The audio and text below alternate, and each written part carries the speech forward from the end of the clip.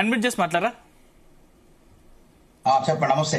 Right. మీరు అధికారంలోకి రాగానే అంటే ఫోన్ ట్యాపింగ్ తో మొదలుకొని అన్ని అక్రమ కేసులు పెడతా ఉన్నారు. అంటే 55 కోట్లు తీసుకున్నటువంటి నిర్వాహకులు చెప్తున్నారు.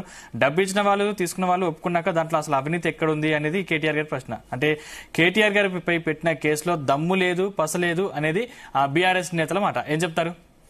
దమ్ము లేదు పసలేదు అంటే నిన్న ఆ కేసునే కొట్టివేయాలని హైకోర్టుకు పోయినప్పుడు హైకోర్టు ఎందుకు కొట్టివేయలేదు? కొద్దిగా ఉపశమనం 10 రోజులు మాత్రమే అరెస్ట్ చేయొద్దని చెప్పింది. అంతేగాని కేసు మొత్తం తీసివేయమని చెప్పలే. కవిత గారి విషయంలో కూడా ఈడీ ఆయన నోటీసులు ఇచ్చినప్పుడు వారికి సుప్రీంకోర్టుకు వెళ్లి వారు అదే విధంగా ఊరట తెచ్చుకున్నారు. 10 రోజుల పాటు 15 రోజుల పాటు అరెస్ట్ చేయొద్దని. తర్వాత ఏమైంది? ఈడీ సిబిఐ వీళ్ళు అరెస్ట్ చేశారు, జైలు కూడా పంపించారు. కాకపోతే ఇక్కడ ఏంది, ఈ కేసు ప్రాథమిక దశలో ఉన్నది.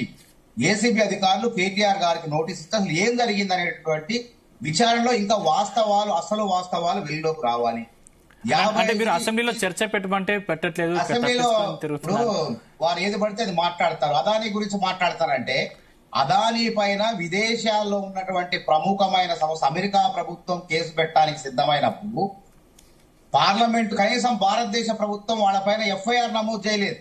నమోదు చేయనప్పుడు పార్లమెంట్ లో ఉన్నటువంటి పార్లమెంటు సభ్యులు, ప్రతిపక్ష ఇండియా కూటమి సభ్యులు దీనిపైన కేసు నమోదు చేస్తారా, విచారణ జరుపుతారా? లేకపోతే జేపీసీ జాయింట్ పార్లమెంట్ కమిటీ ఏమంటున్నారు?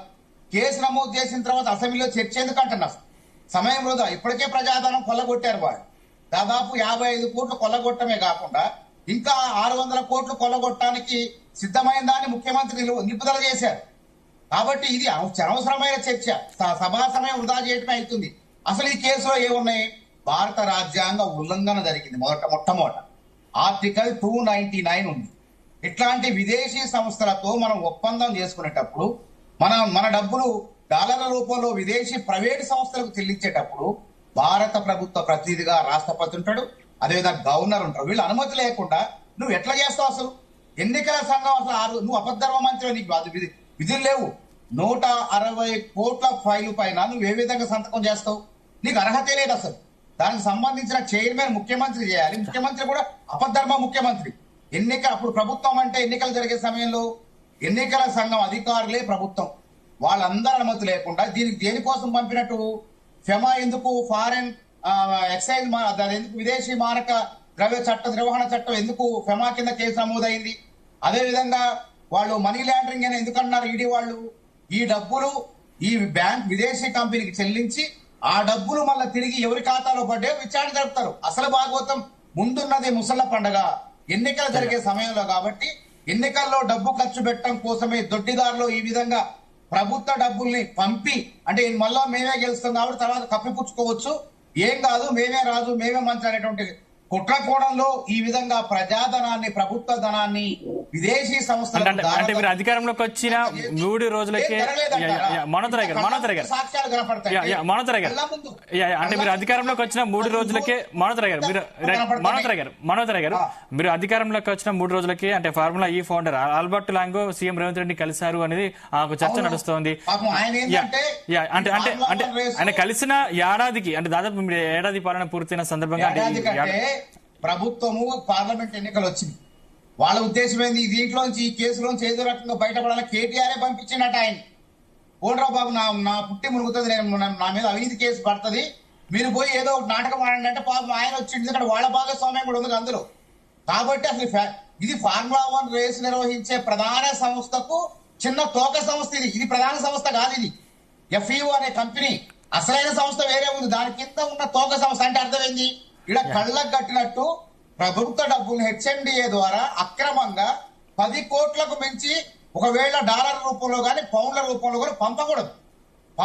ఒకవేళ పంపితే అంటే 6 గ్యారెంటీలు ఇంకా అమలు కాలేదు. 6 గ్యారెంటీల గురించి ప్రశ్నిస్తున్నందుకే మాపై అక్రమ కేసులు పెడుతున్నారు. ఈ కేసుల ఉచ్చు మిగుస్తున్నందుకే 6 గ్యారెంటీలు అమలు అయితేనే ఉన్నాయి. 6 గ్యారెంటీల్లో సక్రమంగా 25 లక్షల మంది రైతులకు 21,000 కోట్ల రుణమాఫీ చేసినాం. అరకొర మిగిలితే వాళ్ళకి చేస్తాం. మహాలక్ష్మి పథకంలో ఉచిత బస్సు 108 కోట్ల మందికి ఇచ్చినాం. దాదాపు 3,500 కోట్ల మహిళలకు ఆదా చేసుకున్నారు. ఆరోగ్యశ్రీ 10 లక్షల రూపాయలు అమలైతేనే ఉన్నది. 500 రూపాయలు బోనస్ ఇస్తూనే ఉన్నాం. అదే విధంగా మరి మన రేపు రైతు భరోసా కార్యక్రమాన్ని అసెంబ్లీలో చర్చ పెట్టినాం. రేపో మాపో ఆ డబ్బులు వేయబోతున్నాం. వాళ్ళు అనేది ఏంది, మహిళలకు ఎప్పుడు ఇస్తారు 2500, అది కూడా పంచాయతీ ఎన్నికల్లోపే ఇవ్వబోతున్నాం. ఆసరా పెన్షన్లు కూడా పెంచబోతున్నాం. ఈ అసెంబ్లీ సమావేశాలు ముగియగానే మనోదర్ గారు అంటే ఈ అసెంబ్లీ సమావేశాలు ముగియగానే విద్యుత్ మనోదర్ గారు అంటే అసెంబ్లీ సమావేశాలు ముగియగానే విద్యుత్ ఒప్పందాల్లో కేసీఆర్ గారిని, కాళేశ్వరం ప్రాజెక్టులో కేటీఆర్ ని, హరీష్ రావు గారిని, మొత్తం ఈ కార్ రేస్ లో కేటీఆర్ గారిని ముగ్గురిని కూడా జైలు వేసి పని పెట్టుకున్నారు. మీరు సంస్థలు విచారణ ముగింపు దశకొచ్చినాయి. అధికారులు మొత్తం చేతులు ఎత్తేశారు. మా చేతిలో ఏం లేదు, మొత్తం ప్రభుత్వమే చేసిందన్నారు. కాబట్టి 49 లక్షల మందికి 200 యూనిట్ల గృహజ్యోతి ఉచిత విద్యుత్ ఇస్తున్నాం. 45 లక్షల మందికి 500కే సబ్సిడీ సిలిండర్లు ఇస్తున్నాం. ఇన్ని పథకాలు అమలు అవుతుంటే అమలు గాంధీ ఎవరికి? జూబ్లీ హిల్స్ లో, బంజారా హిల్స్ లో ఉన్నటువంటి కేసీఆర్ ఆయన కుటుంబ సభ్యులకు అమలు కావు ఈ పథకాలు. ఒక క్వశ్చన్ ఏంటంటే మానవతరాయ్ గారికి, కాంగ్రెస్ పార్టీ, కాంగ్రెస్ ప్రభుత్వానికి ముఖ్యమంత్రిగా ప్రమాణ స్వీకారం చేయకముందే తెలుసు కదా ఈ విషయం, ఈ కేసు గురించి, ఈ కార్స్ గురించి నిన్న రేవంత్ రెడ్డి గారు అసెంబ్లీలో ప్రస్తావించారు. తెలిసిన తర్వాత ఇన్ని రోజులు 1 year అరెస్ట్ చేయకుండా, కేసులు పెట్టకుండా జాప్యం ఎందుకు చేశారు? ఎందుకు చేశారు అంటే ఇక్కడ లోపాయికారి ఒప్పందం ఏమైనా చేసుకున్నారా ఈ మధ్యలో? లేకపోతే దయచేసి బీజేపీ నాయకులు బీజేపీకి బీఆర్ఎస్ ఉండొచ్చేమో గానీ కాంగ్రెస్ పార్టీకి అస్సలు ఉండదు, గుర్తుపెట్టుకోండి. అయితే మీరెందుకు సంవత్సరం ఎందుకు అయిందంటే ప్రభుత్వం చెప్పేది వినండి, చెప్పండి. నన్ను అడిగిన ప్రశ్న మీరే చెప్తే ఎట్లా? చెప్పండి. ఎందుకు లేట్ అయిందంటే పార్లమెంట్ ఎన్నికలు వచ్చింది. తర్వాత తీగ లాగాలంటే, డొంకంతా గదాలంటే చాలా సమయం పడుతుంది. అన్ని ఆధారాలు పట్టుకోవాలంటే సమయం పడుతుంది. అదే విధంగా ఇది పెద్ద నేరం కాదు, జాప్యం కాదు. కేసు నమోదు చేయొచ్చు, ముందుకు పోవచ్చు, బలంగా సాక్ష్యాలు ఉన్నాయి. ఎప్పుడైనా అప్పీల్ విషయంలో ఒకవేళ ఆ కేటీఆర్ గారి పైన రాష్ట్ర కోర్టులు ఒకవేళ హైకోర్టు కొట్టివేస్తే కేసు నమోదైన తర్వాత అప్పీల్ విషయంలో 90 రోజులు దాటితే జాప్యం అయితే సుప్రీంకోర్టు బోర్డర్లో జాప్యం అయితే కేసు అసలు ఉండదని కొట్టివేస్తాయి. కానీ ఇక్కడ ప్రభుత్వం కేసు నమోదు చేయడానికి సమయం తీసుకున్నది, విచారణ జరపడానికి. ఏసీబీ అధికారులు గౌరవ మీద కోసం కొన్ని రోజుల పాటు గడపడం జరిగింది. అన్ని సవ్యంగానే ఉన్నాయి.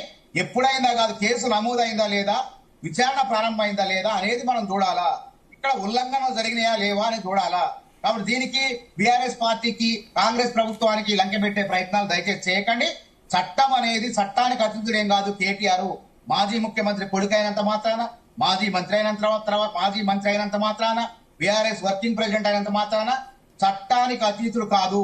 చట్టం ముందు అందరూ సమానలే. అందుకే విచారణ ఎదుర్కోండి. ఫస్ట్ మీరు విచారణ ఎదుర్కోకుండా తప్పించుకునే ప్రయత్నం చేస్తే ఎట్లా? ఇదేమైనా హత్యా నేరం అయితే కోర్టులో ఐ విట్నెస్ జడ్జి ముందు హత్య జరిగింది చూసి నేను చూడలేదని చెప్తే కేసు కొట్టివేస్తారు. ఈ కేసులో డాక్యుమెంటల్ ఎవిడెన్స్ ఉంది.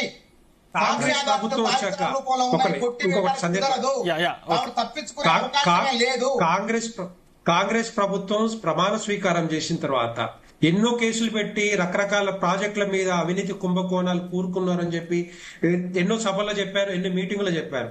రేవంత్ రెడ్డి గారు చెప్పారు, అందరు మిగతా నాయకులు కూడా చెప్పారు. అలాంటిది 1 year అవుతా ఉంది. ఒక కాళేశ్వరం మీద ప్రాజెక్టు మీద, లేకపోతే విద్యుత్ మీద, రకరకాల ప్రాజెక్టుల మీద కమిషన్లు వేసిరు కానీ రిపోర్ట్లు రావట్లేదు. ఇలాగే జాప్యం చేసుకుంటూ పోతే ఇంకొక 4 సంవత్సరాలు పడుతుంది. ఇప్పుడు 1 year అయిపోయింది. ఇదే విధంగా చేస్తారా? లేకపోతే వాళ్ళ మీద ఏమైనా కేసులు పెట్టి దాని మీద దర్యాప్తు చేసి ఏమైనా లోపలేస్తారా? లేదా టైం పాస్ చేసే రాజకీయాలు ఏమైనా చేస్తున్నారా? ఎందుకంటున్నంటే ఇప్పుడు కూడా బీఆర్ఎస్ కు, బీజేపీకి సంబంధం లేదని ఎప్పటి నుంచో మేము బతుకుంటా ఉన్నాం. బీఆర్ఎస్ ని గద్దెదించడానికి మేము ఉద్యమం చేసినాం.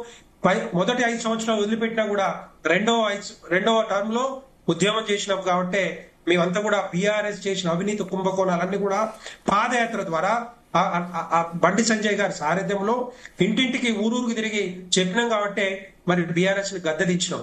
సో అదే విధంగా ఇప్పుడు కూడా డైవర్షన్ పాలిటిక్స్ కోసం 6 గ్యారంటీలు అమలు చేయట్లేదు. కాబట్టి 6 గ్యారంటీల్లో 13 అంశాలు ఉంటే 5 అంశాలు మీరు టచ్ చేశారు. ఇంకా 8 అంశాలు అట్లాగే ఉన్నాయి. రైతులకు సంబంధించి అట్లాగే ఉన్నాయి, మహిళలకు సంబంధించి అట్లాగే ఉన్నాయి, కూలీలకు సంబంధించి అట్లాగే ఉన్నాయి. అది ఎప్పుడు ఇస్తారో ఇవ్వకూడదు కానీ రోజు మాత్రం మీడియాలో రేపు అరేంజ్ చేస్తాం, వేలూరు అరేంజ్ చేస్తాం అని చెప్పి ప్రభుత్వం వచ్చిన దగ్గర నుంచి లీకులు ఇస్తున్నారు. కాకపోతే వాళ్ళు ప్రత్యర్థులు స్ట్రాంగ్ అవుతున్నారు. కాకపోతే మీరు ఇంత డిలే ఎందుకు చేస్తున్నారు అని చెప్పి ఇప్పుడు భారతీయ జనతా పార్టీ ప్రశ్నిస్తా ఉంది. సమాధానం ఇప్పుడు నేను ముగ్గురు సమాధానం చెప్పాలి. విశ్లేషకులకి, బీఆర్ఎస్ నాయకులకు, బీజేపీ చెప్పాలా. జాప్యం ఎందుకు అయిందంటే మంది దుబాయ్ లో చట్టాలు లేదంటే సౌదీలో చట్టాలు కాదు, వెంటనే ఉరిశిక్ష చేయడం, చేతులు నరికేయడం. ఒక పద్ధతి ప్రకారం భారత రాజ్యాంగంలోని నిబంధనల ప్రకారం కొత్తగా వచ్చినటువంటి భారతీయ సురక్ష న్యాయ సమితి ఏదైతే ఉందో బిఎన్ఎస్ఎస్, ఆ చట్టాల ప్రకారం కూడా విచారణ జరపాలి. అంత ఆషామాషి కాదు. కాబట్టి నేరస్తుడు నేరం చేసిన రుజువులన్నీ కూడా సమీకరించిన తర్వాతే అతనికి నోటీసులు ఇచ్చి అరెస్ట్ చేసే విధానం ఉంటుంది. కమిషన్లు విచారణ సిట్టింగ్ జడ్జిలతో పినాకిని ఘోష్ కాళేశ్వరంలో వారితో నడుస్తుంది. మన విద్యుత్ కొనుగోలులో వేరే కమిషన్, అది కూడా ముగింపు దశకు వచ్చింది. ఏమంటున్నా, మొన్నటి దాకా ఇంజనీర్లు అందరూ కూడా సాక్ష్యాలు ఇచ్చారు. నిన్న ఐఏఎస్ అధికారి స్మితా సబర్వాల్ గారు ఇచ్చారు. అందరు చేతులు ఎత్తేశారు. ఇక ఎవరు బాధ్యులు దీనికి? ప్రభుత్వంలోని పెద్దలైనటువంటి మాజీ ముఖ్యమంత్రి, మంత్రులు బాధ్యులు. తప్పకుండా ఆ ముక్కడు కూడా రేపో ఇందులో ఎట్టి పరిస్థితుల్లో కాంగ్రెస్ పార్టీ లాలూచి అనేది ఉండదు. ఆ లాలూచి ఉంటే బీజేపీ బీఆర్ఎస్ పార్టీ ఎప్పుడు కూడా